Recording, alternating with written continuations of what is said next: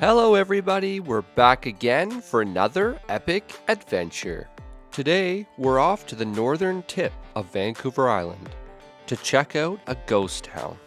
Just south of Seward, British Columbia, lies Port Kusam. Back in the day, it used to be a Union steamship stop. Its main attraction was the Ruby House, equipped with a general store, saloon, post office, and even a hotel. In 1921, a family bought the Ruby House to live in as a place of residence, but that was short-lived. By the late 1960s, the Ruby House eventually became abandoned. Well, without further ado, come join us as we explore this hidden piece of history, the ghost town of Port Kusam. Sit back, buckle up, and let's see what we can see. We live in a world of wonder, and it's up to you to find it. The path to life's mysteries is just one adventure away.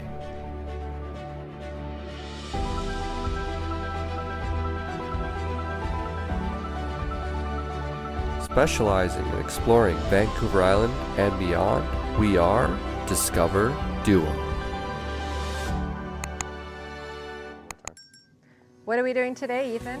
We're heading down to Kusam Bay, and from what we've heard, there's a really old town site here from way back in the day, and there should be some really old buildings where they used to do trade. There was a general store.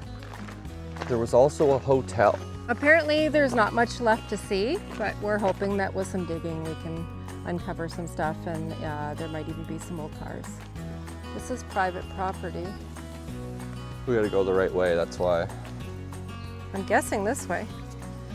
Why? I don't know why everywhere we ever go says private property all the time. So true. So far we're lucking out huge. Absolutely beautiful day. We're gonna continue on here. Come on, Ethan.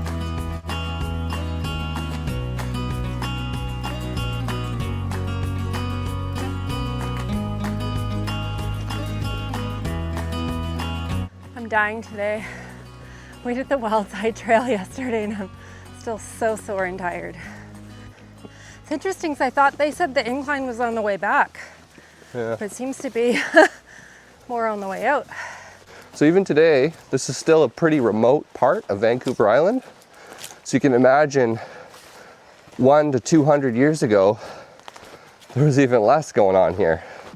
Well, the next part of our adventure took an unexpected turn, and what we saw next, we almost couldn't believe. If you have a weak stomach, you might want to skip this part. So you don't see this every day. It's a dead cougar, and we're assuming maybe a bear was eating it? Literally right off the main trail. But that is unreal. That's unreal. We never thought we'd come so close to seeing a cougar. Whatever it was eating it, and then it kind of gave up. I don't know if there's a bear right up in the bush right now, or maybe it's even another cougar for all we know. That is spooky to the max. So literally Ethan walked right by that cougar. I did see it upon arrival, but it just goes to show how there could literally be wildlife. He could have been lying there alive, and how easy it is to just walk by them and not even see them. Like, you just never know what's lurking in the bushes. Well, we wouldn't be telling the truth if we told you that didn't spook the hell out of us. And now we're kind of hearing some funny noises in the bush too, which we're kind of wondering, what is that? So just up there, we marked with an X to remind us that the cougar body is just up the hill.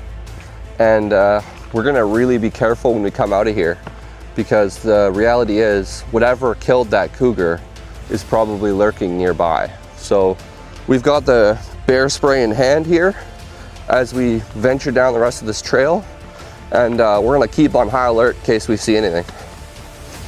Oh, here we go, our first artifacts. Yeah. So it looks like part of an old truck here. I had a feeling we were gonna start getting into stuff here.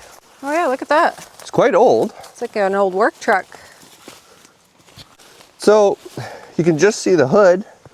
It's definitely old. There's an old engine there. You can count the amount of cylinders by those spark plugs. So we got 1, 2, 3, 4, 5, 6. So it was a V6 engine. Hard to say if anybody can identify what kind of vehicle this was. We're getting really close to the bay. We can just see it now. And hopefully we find some old buildings here from the old town site. So we found our first building. There's not too much left, but this looks like it was probably the front door.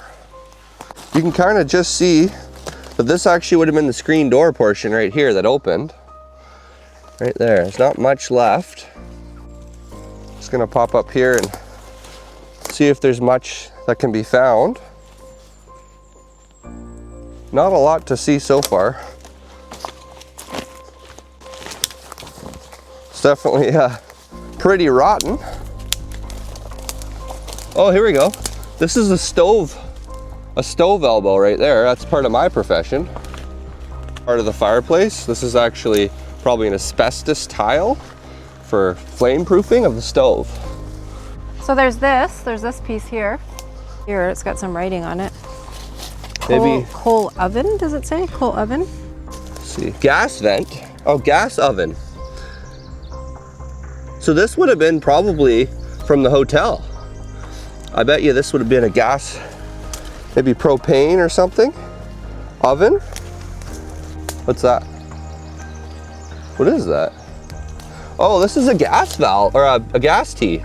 So this would have actually been, so it definitely would have used gas. I'm assuming propane at one point. So right here, there's actually an old baking pan. It's pretty cool. I don't know if they were making cake with that or what, but definitely lets you know that this probably went with that oven. This is a differential, I think, out of a truck. And this somehow is still attached. This is a fuel filter. Yeah. So this would have been from some sort of vehicle. Yeah. There's an old can. I don't know what it was for. It's pretty big.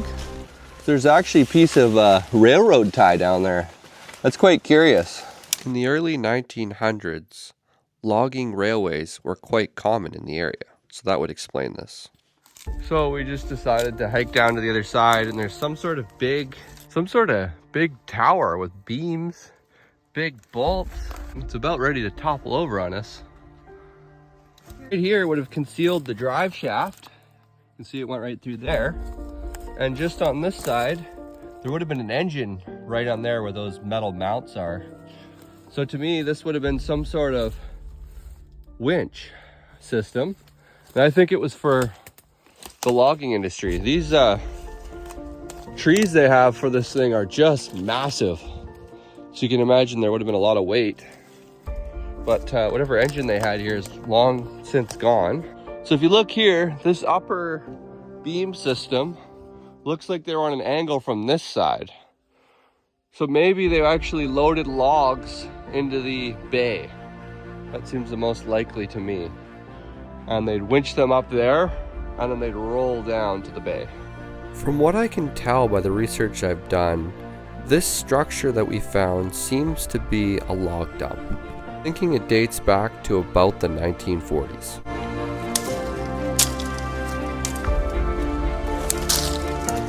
These are really old. I've seen these in houses before. Oh, that's cool, yeah. This is actually a fire extinguisher. Yeah. So here's actually a really old fire extinguisher that we found. I'm guessing that's probably 1920s is my guess on that one. So it's hard to tell just looking in the bush here. But this actually would have been a bridge from one side of the creek to the other. And if you look closely right there, there's a big old bolt. So that way the vehicles could get from one side of this creek over to the other side where the dock was. So just back there is the bridge. And we can tell this was definitely a road. And now we're heading over to this side and we can start seeing the remains of quite a large building here. This is quite large. It looks like I can actually get into the crawl space there. Oh yeah, that sounds safe. Part of me wanted to go in there, but it's all collapsed. So there's really not much point, but there's a big spring on the one side, which is interesting. This is actually a garage door, believe it or not. Oh really? Yeah, this part here This is actually, look at that, it's actually a carport. This is quite a large building here. I'm kind of thinking that this was more than likely the hotel here. It's a big building. So that would have been the basement down below, and it extends way over to the other side there. Not much left here, mostly rubble at this point. This is actually a hot water tank where they would have stored their hot water for this house. Definitely people have been out here checking this place out. Oh, it keeps going, eh? Mm-hmm. That's crazy.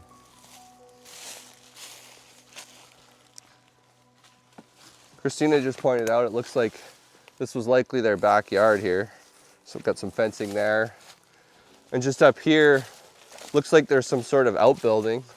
So I don't know if this would have been like a chicken coop or maybe just like a woodshed or something like that. There's not much left of it now.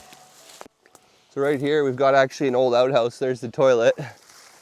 Again, not crazy old, especially when you see tar paper on the side of that.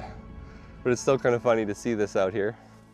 Right here is actually the old front steps to the house.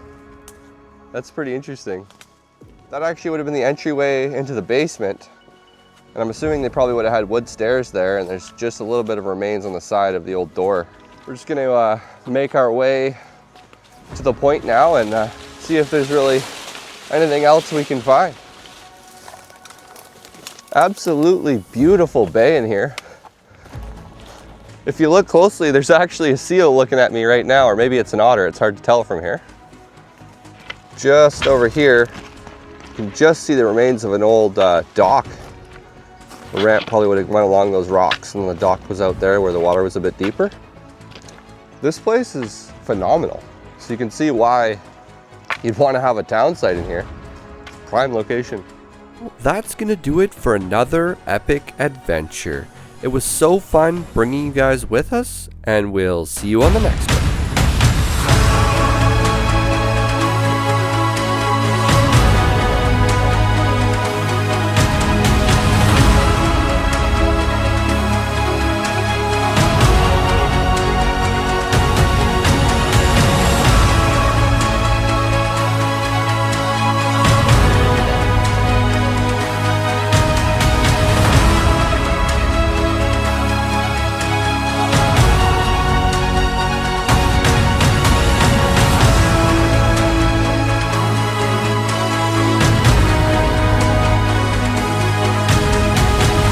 How was that, Christina? That was awesome. We really saw a lot of cool stuff. It was a really cool adventure.